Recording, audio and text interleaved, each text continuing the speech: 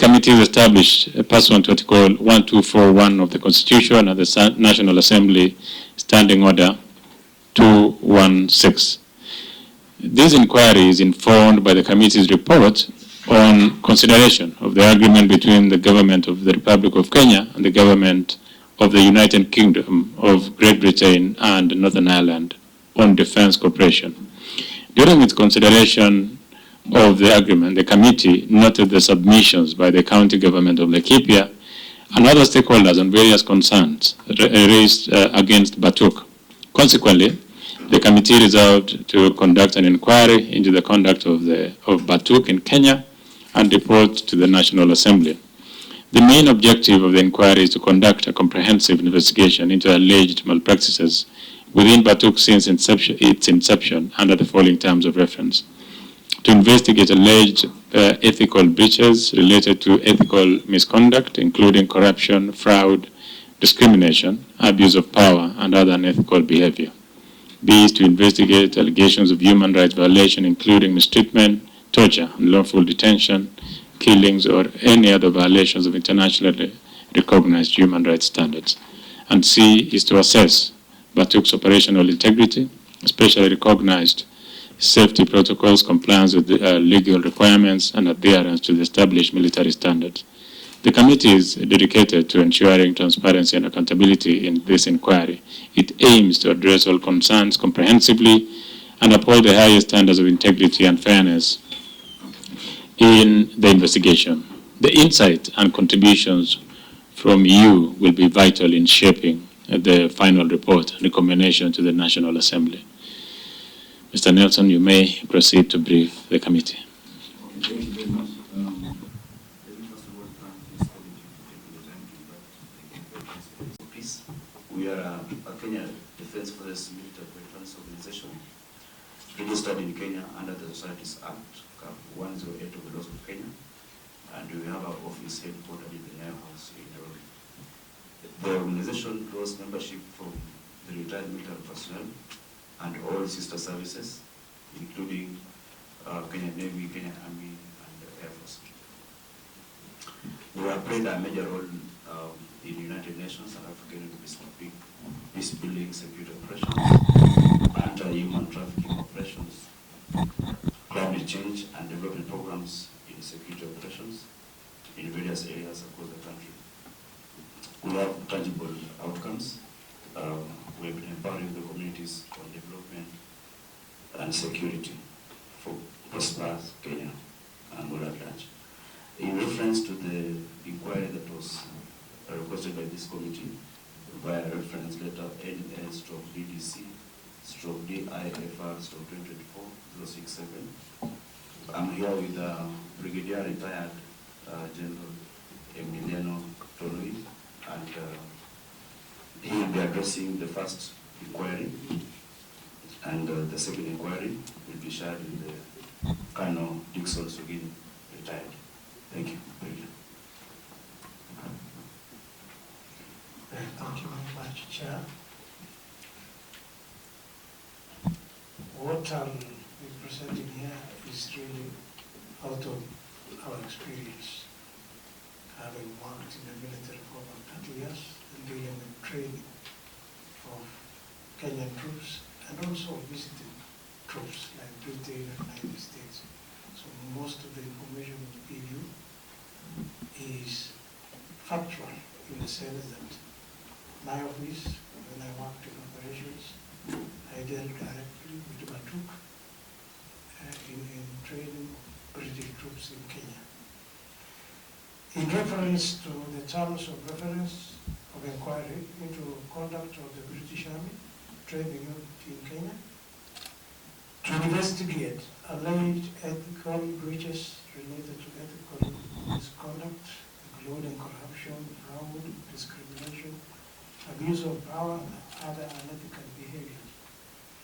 These are just a summary of a few observations that we have come up, but during question time, maybe others will come up too. First is that British soldiers, by virtue of their presence in the Nanyuki, where they have a very big camp, patronize. All these cases of injuries and several others, if they are compiled or reports made to the police, then it is very easy for the honorable members of parliament, when you look into this, to go back. It doesn't matter whether it is 10 years, 15 or whatever. The records should be there. And also, relatives of the victims are alive. So if they are asked to produce names of who was hurt, when, what happened, it is quite very easy. The reason why I'm saying this, the honorable members, is because there should be compensation. I mean, if people who are injured, beaten, and whatever happened, there is somebody responsible for those things. It doesn't matter whether they are foreigners or locals, but an investigation must be done. So, in our view, all victims of record in the past or recent should be compiled by law enforcement, and determination to be made on action, either taken or not taken. If action was taken, should be recorded. If it was not, why? Now, on the assessment of Batuk's operational integrity, especially safety protocols, compliance with the legal requirements, and adherence to established military standards. Perhaps at this point, what I may say here is that it is a standard practice worldwide that when you train, whether you are in Europe, United States, Asia, or Africa, military training has specific operational procedures which are safety measures. Because, as you are all aware, military training comprises live firing. Live firing from aircrafts, live firing from ships, live firing from land-based weapons. All these firings in ranges or training areas must be done in accordance to certain operational guidelines, regulations. In our case, and from our experience, what we did in the Kenyan military, we followed those procedures. And those procedures we are not the originators. They were from the British, when British ruled Kenya. We simply took over their way of working, their rules and regulations when we are training. So it is expected that when British troops come here, they do exactly the way they train us. They train us to follow these rules for the safety of civilians or other people not related to military who may be inhabiting or moving around training areas. This is a very serious part which I think I must emphasize very much, because in our procedures in the Kenyan military, before we go to Achas Post or Samburu Range for aerial firing or ground firing, first we notify the local leadership. We are talking about the village elder, the assistant chief, the DOs, as we call them by them, and even the district commissioner, in writing that we shall be there. And we also send reconnaissance officers on the ground to ensure that they have cleared the area.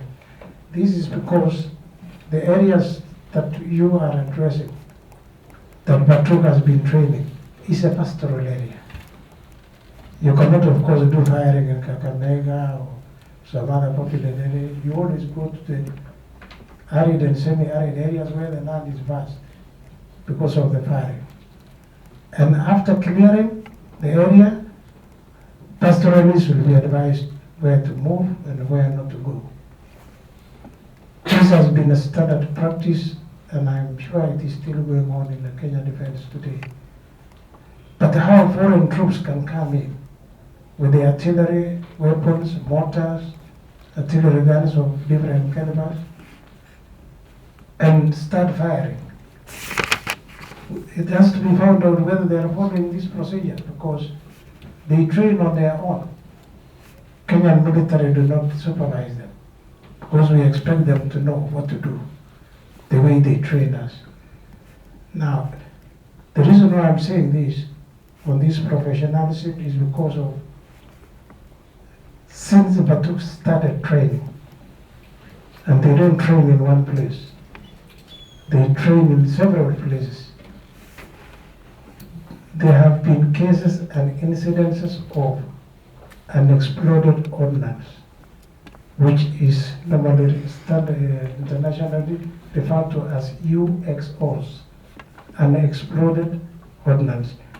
These are bombs which have left the gun, taken flight, landed, but the fuse did not activate the explosive. So it is called a dump or a dummy. A dummy can stay on the ground for 100 years or more. Bombs which have fallen in Europe and other parts where wars, Second World War, First World War took place, are still killing people today. They are not eroded by time or temperatures or environmental conditions. The fuse is still active after all those years. All you need is step on it, shake it, hit it, and it explodes. So in the areas where Batuk has been training, there are several, when you are talking of several years, very many years, all these bombs are littered all over. First of all, it is an environmental degradation.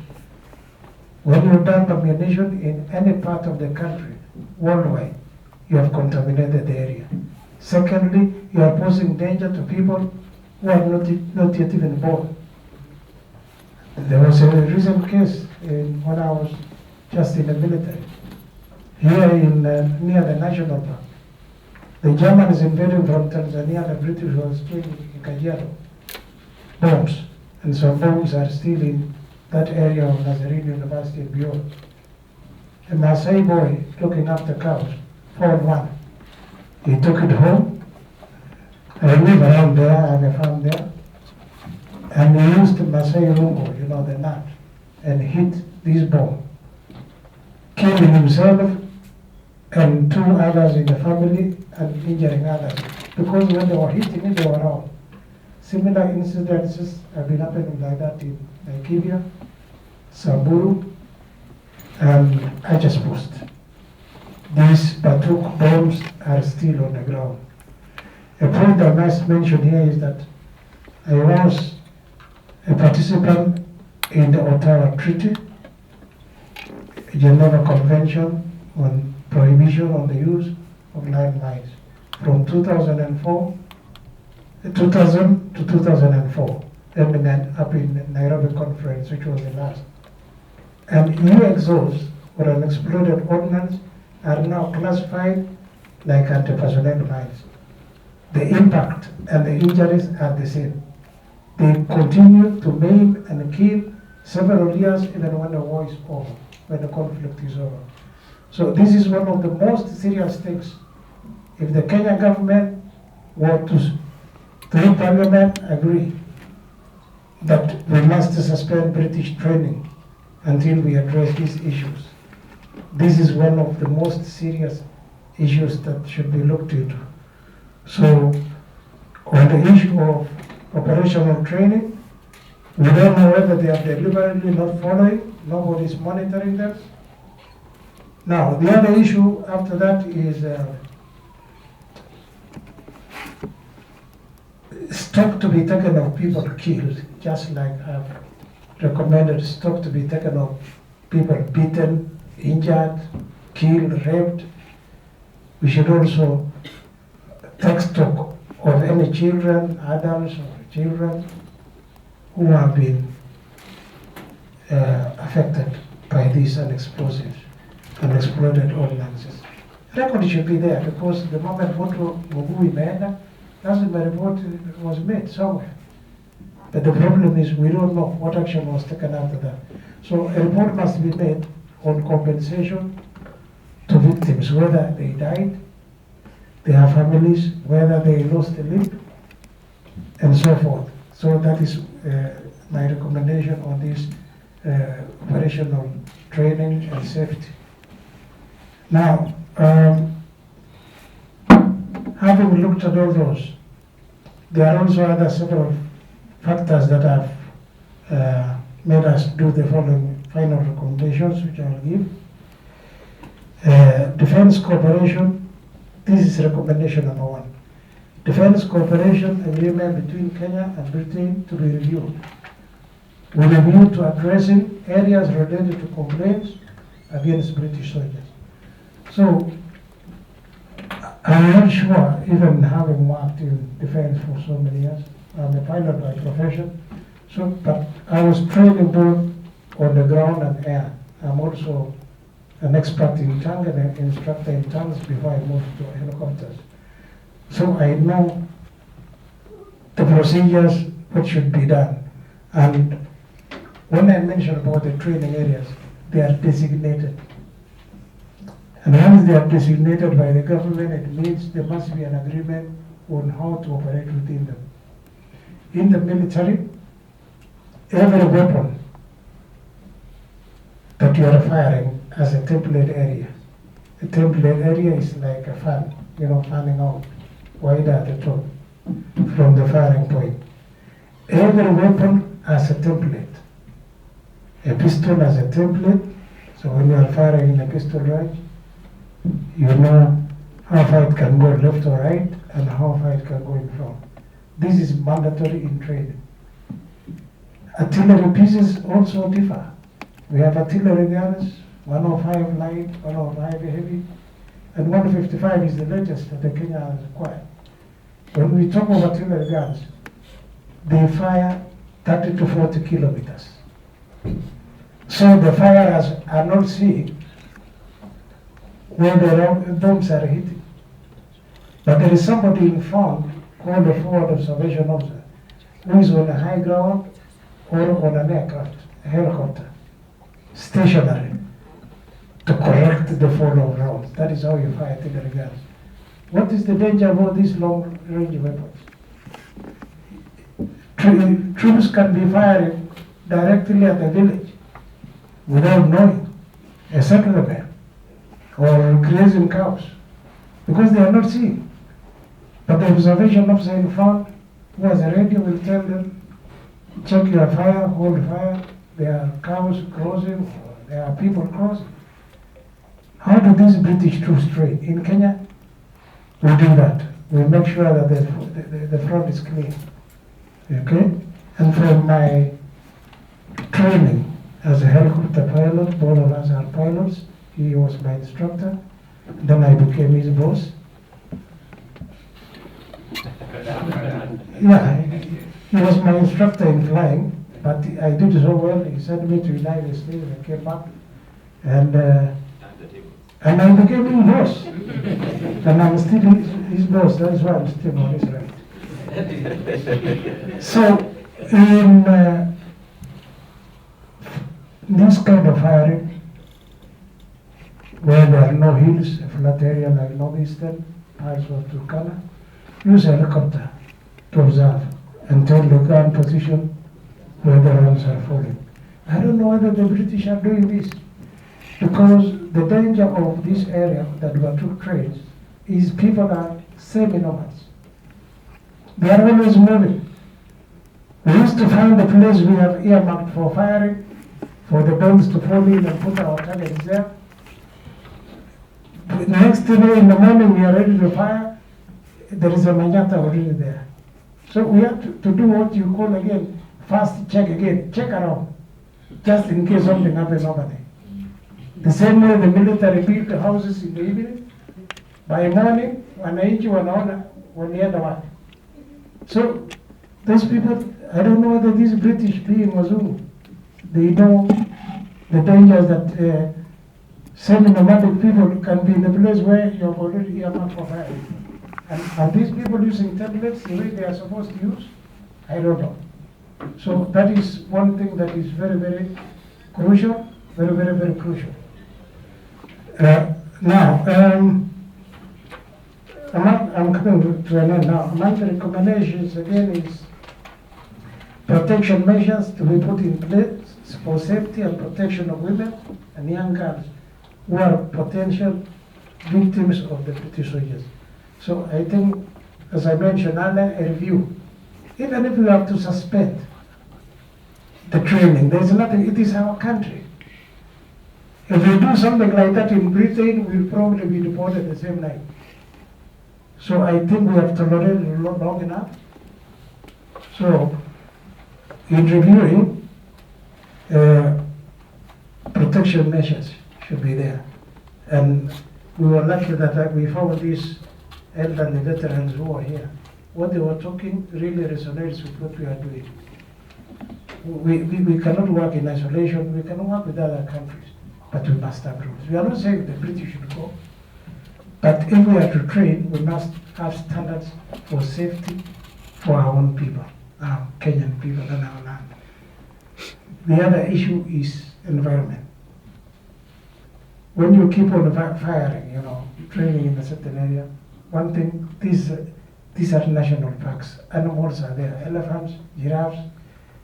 And if you don't know where the animals are, and you don't coordinate with KWS so that they give you information, they track these animals. Do the British really know when they are firing at night? There's a time they were firing at night, we didn't know they were there. So as we were firing bombs, other bombs were flying over our heads. And then we had no communication. We had to try and tell them to stop firing. So do these British find out the movement of the wildlife? Because the wildlife also, they follow water and grazing areas. And that happens to be so there is environmental protection, not just our people. Are these British troops adhering to those norms and ethics? We do. We do not fire where elephants and buffaloes and wildebeest are. We try to move away from them, or we use helicopters to drive them to safety. Now, the other one is British officers in charge. Now, I have to mention this as a military officer and a disciplinarian, that if something goes wrong, my troops do something, like what is happening in Nanyuki and its environment. If there is somebody to be court-martialed, it is me, a brigadier general. It is not a captain or a lieutenant or a major. It is from him, this former instructor of mine, a colonel. Because colonels are in charge, lieutenant colonels are in charge of battalions. The troops do something wrong, he's the one to be court-martialed. It is not that private. That private will be jailed for 42 days in the committee, then he just goes home. But he will spend 3 to 5 years or even more, if it is a serious thing. So, has any British officer who is commissioned from the rank of second lieutenant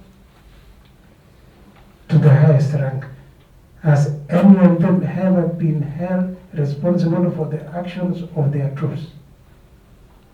That is an area, honorable members, you should look into. You must bear responsibility for any acts or misconduct of your troops. You must be taken into account. Now, this one I'm addressing now. I hope you are summarizing, Yes, I'm sorry. because we will have questions for you. I just have one more to go. Now, due to the growing population's pressure, now, this is very important in your deliberations because when we started off training, we had large areas, but slowly it is shrinking. Even the Kenyan military now are confined to very, very, very small areas for training because the other areas have been released to an age to do ranching, farming. Okay? Now, in such a situation like this, scarcity of land Should we continue giving the British the same privilege of training everywhere? So we must reconsider. Let them also go to other countries, Uganda, Sudan, wherever, and go and train there. What in Kenya? So they should not come and tune us. I had one of the Waziri Samani in Lancaster House. Nobody from there. Nobody's going to tune us. So they should expand and go. The final one now is relocation by British troops to trade or any foreigners. Maybe we put pressure on them in Achas Post, Isiolo. I remember this issue came when I was in office. They moved to private ranches. Now, a private ranch is part of Kenya. Even if a foreigner owns it, keeping animals there and, accommodation, it doesn't mean that a foreigner should go in there and think that it is not part of Kenya. The reason why I'm saying this is the same things, bad conduct and other things they are doing, they transfer it to those private ranges. And last of all, there have been several fires, grass fires in those areas. So they should not move to a sanctuary of private ranches. Must be for the purpose for which they were established. British troops have no mandate or permission to go there. So that brings me to the end of, yes, I finished. So now, before I leave this issue, I was initially to brief you on private security regulations. I brought all the stuff. I came here before, but there was no time. So what I will do today, I don't want to go back. I live in Eldoret.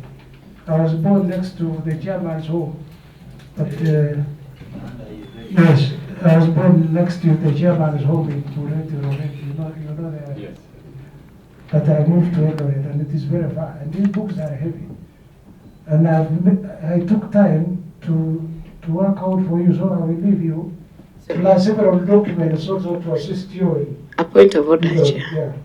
Maybe to assist the brigadier in terms of the regulations, because that receives the comments on regulations. It's quite different from this committee's mandate. But we can link you up with the clerk so that you don't have to carry them back and forth to be submitted to the legislation. That is my worry. Thank you so much. I've actually concluded. It's very good you've actually enumerated different instances, and practically so, because you've been in the military, you understand it, even news of training. It was very important for this committee so that we appreciate where you are coming from and what will be happening. Let me tell you to come in. When we were in Achas Post, one of the concerns there was actually what you said, the use at the population. And we had 2 or 3 old men there who appeared. Seth Olale is here, the journalist, was also here. He actually captured those comments. That old man did say that it's because of that misled ammunition, and he was hurt. So he had a swollen cheek, and he's still undergoing medication. He was to receive a compensation of 8 million. But so far he had received 100,000 shillings. So I mean, when you mention that, those are very important issues. And then water again has become an issue. They said that because of the training, when it rains, so a lot of left ammunition is washed into the rivers, and it has very serious chemicals. So most old men that we interviewed, actually, when they hold the microphone, are shaking. So that information that you've given and the training and how it shall be done in Kenya, and even the reference to what has happened even in World War to what we are currently doing is extremely important to this committee, and it will help us in coming with having a clear view of exactly how we are conducting this inquiry. I'll allow one of the members to ask questions. Honorable Bongare and then Honorable Abdulkadir. I think, Chair, the Brigadier has really summarized on the issues, and I think is to take home is first of all the review of the relationship between us and the British. Is the issue of reciprocity given to Kenya as should be by the British. And there is also the issue of the Defence Corporation, because some of the issues we've had serious problems with, like the murder of Agnes Wanjiru, was the fact that in the corporation, you'll get that murder was not actually isolated to be tried in the country where the training is happening. And yet you can confirm in other countries, you take personal responsibility. If you're a Kenyan army training in Afghanistan, in India, or in America, if you do something criminal, action is taken there. You're not extradited.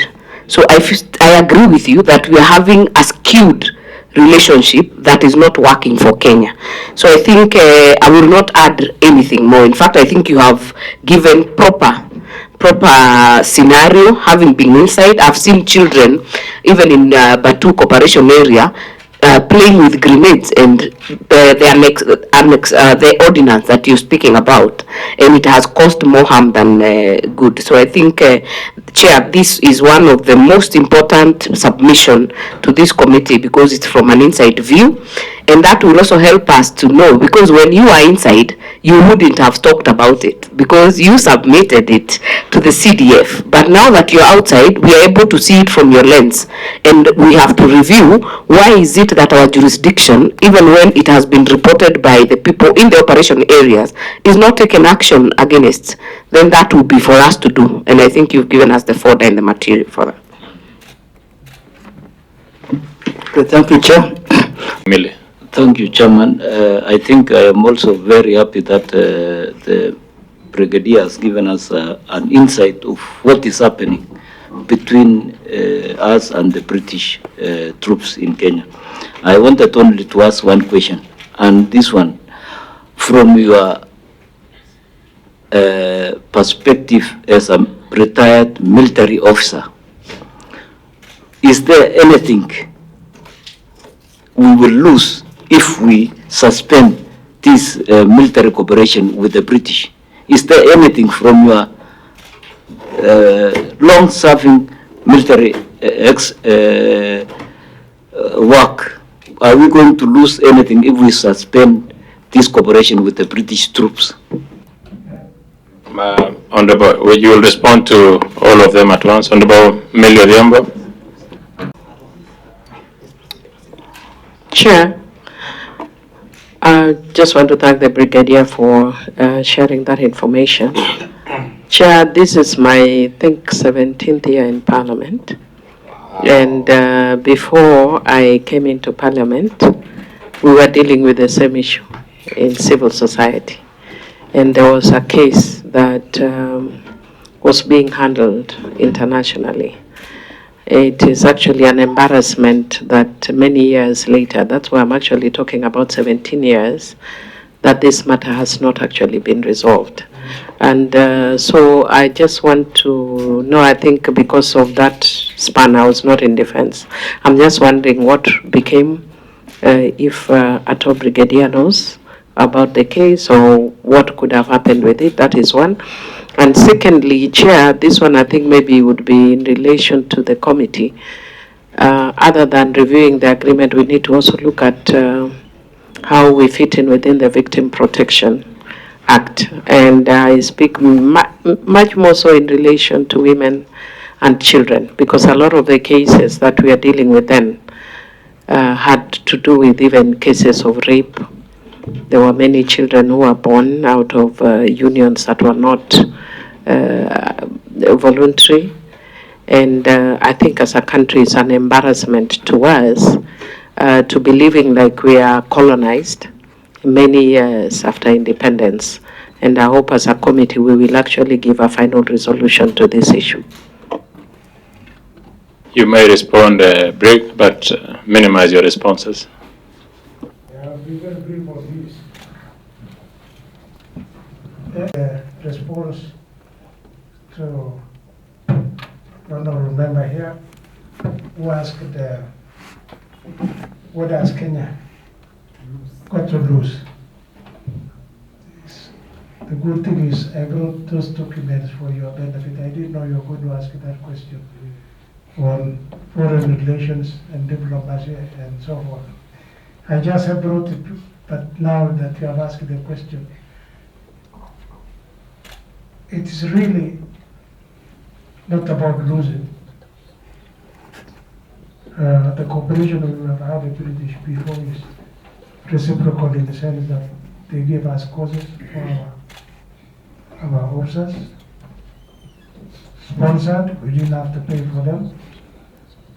And the British troops, the Batuk, for your information, used to construct, dispensaries, renovate schools, the job that like the one General Logona was going to check our troops doing. So they have been active. There's something positive about them because there have been a number of dispensaries. You can find them on the ground because they must still be there. And schools, nursery schools and so forth. And constructed some bridges also free. So that is reciprocal. So it's not really losing those things. But to show the seriousness Kenya has as an independent country. You don't entertain a friend because analetea sukari, majani, kitu kama hiyo, alafu na cause more damage in your life. So we have nothing to lose and we have nothing to gain, but we can suspend while discussions are going on. The best way to win a discussion is to suspend. And troops, the way they love Kenya and our beer and so forth and the weather. If you suspend for 6 months, they will really be sick. But I recommend suspension until we are out. The other response is on incidents. I really want, it's a very gray area because in my office, we used to receive so many. There are files and files and files. So I really wouldn't give you, but I can give you just one embarrassing incident. And I'm sorry to say because we are a mixed agenda here, but yeah.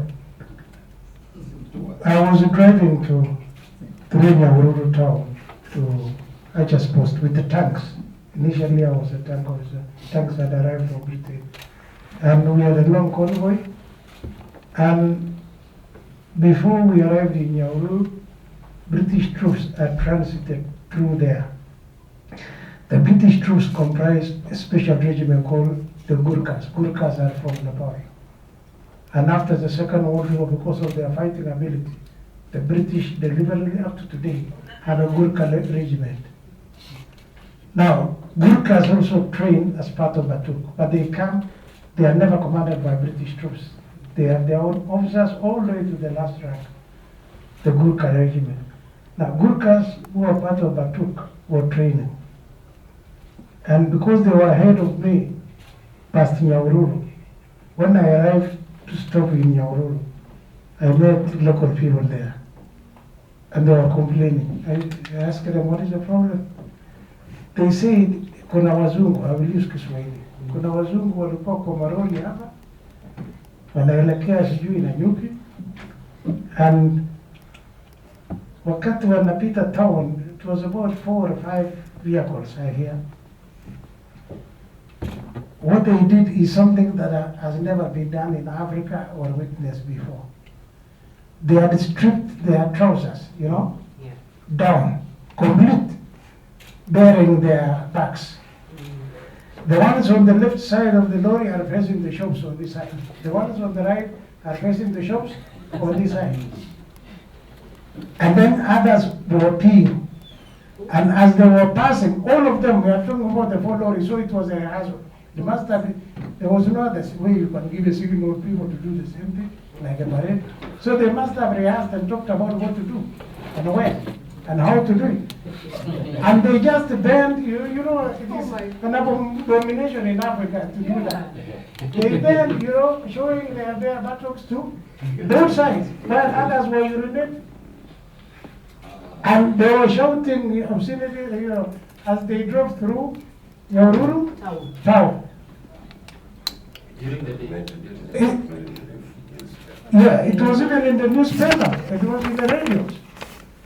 And yet, if I was a minister in charge of defense, those people would have been deported the same day with a special aircraft. So that is just one incident. Now on, okay, I think that is all. To lose or not to lose, the incident I've mentioned. So thank you. One by Honorable Millie. Which one was it? Chair, mine really was more of a comment. Yeah, and perhaps just informing, because somebody had actually asked about specific incidents, but if you go back to the case I'm referring to, there were specific incidents that were reported in that case. But it was really more of a comment and saying whether he is aware of that case. I think the lawyer was called Day or something. Honorable Kwenya. Chairman, is just a comment.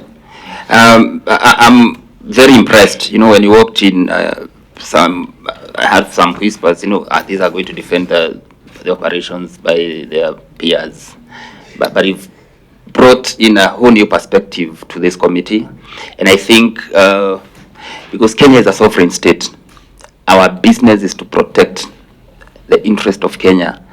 And thank you very much, Brigadier, for opening up our eyes. We are going to be firmer than maybe would have been. Thank you. I thank Honorable Ikana, then we conclude. Thank you, Chairman. Brigadier, my name is Fred Ikana, Member of Parliament, Shinyalo. I'm almost your neighbor in Eldoret. I don't have a question for you, but I just want to join my colleagues in commending you for a wonderful presentation. Looking forward to making a conclusive report on the basis of the information you've given us. Thank you. Asante sana Brig, unless you have a final comment, you and your instructor, who you later became his boss. Thank you, Honorable Chair and members. Mine is just to summarize all what we have been talking about. The Patuk cooperation with us and training in Kenya should be reviewed, number one, and number two should be reviewed. Number three should be reviewed. Thank you. I was just wondering, there's something they said towards the end, yeah? Brigadier said towards the end, the ones who are exposed, not within Batuk. Yeah. But you are saying they are under different framework. Nepalese are part of the British Army. They are recruited in Nepal, incorporated into the British system, and it is a unit commanding themselves. So when they come to Kenya here, they come as a British Army training because they are a British Army, but they are Nepalese. And I had them in Sierra Leone. They are good soldiers, you know, when I was doing peacekeeping. But those ones were from Nepal, and they didn't do what their British counterparts did. Mr. Nelson, you have a final comment? Okay, thank you, Chair, for this. Like Brigadier Nkano has mentioned, it is important for this committee to seek into reviewing the defense cooperation agreement between British and Kenya, because really the atrocities being mentioned here are not just new, like Honorable Member said, they are not new. We hope that when we leave this place, next time we have a similar sitting, there will be resolutions, not again discussing on complaints and experiences. Other than that, we really appreciate giving us a chance to share with the veterans about experience. Thank you very much. Thank you very much, veterans. You've been very helpful. Just a request, if you have any manual or training is used in open field military training, you can as well leave it with us. It will be important. And all your written submission, we will appreciate if we'll have them. But you have good afternoon. And maybe, Chair, we can liaise with one of them, with one of our clerks, so that you're directed to the Committee of Delegated Legislation. They have a submission. We have some questions on the private security regulations, so we'll give us per direction. In fact, the chairman is your neighbor, Honorable Chepkonga. I can just call him and you meet him also as you discuss the things.